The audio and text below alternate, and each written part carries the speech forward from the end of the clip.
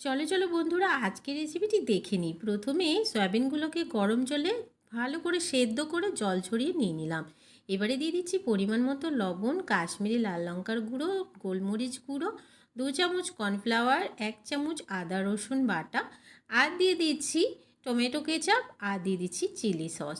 দিয়ে খুব ভালো করে ম্যারিনেট করে নিতে হবে এই সয়াবিনগুলোকে খুব ভালো করে ম্যারিনেট করে নেওয়ার পরে এদিকে একটা ফ্রাইং প্যানে তেল গরম হতে দিয়ে দিয়েছিলাম। তেলে সমস্ত সয়াবিনগুলোকে দিয়ে দিচ্ছি, দিয়ে খুব ভালো করে একদমই লাল লাল করে ভেজে নিতে হবে।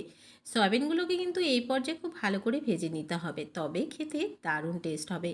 সয়াবিনগুলোকে খুব ভালো করে ভেজে নিলাম, নামিয়ে নিচ্ছি। এবারে এদিকে একটা কড়াইতে তেল গরম হতে দিয়ে দিয়েছিলাম। এই তেলে দিয়ে দিচ্ছি রসুন কুচি, লঙ্কা কুচি, পেঁয়াজ কুচি, আর দিয়ে দিচ্ছি ক্যাপসিকাম কুচি। দিয়ে খুব ভালো করে নাড়াচাড়া দিয়ে হালকা একটু সফট করে ভেজে নিলাম।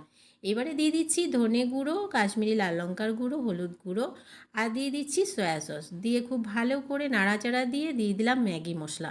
দিয়ে খুব ভালো করে দিয়ে দিলাম এখানে চাউমিন সেদ্ধ করে রেখেছিলাম আগে থেকে, চাউমিনটা দিয়ে খুব ভালো করে নাড়াচাড়া দিয়ে যে সয়াবিনটা ভেজে রেখেছিলাম সেটাও দিলাম, আর ওপরে একটু ধনেপাতা দিয়ে পরিবেশন করে নিলাম। এভাবে একবার বানিয়ে দেখো, কী যে ভালো হয় খেতে।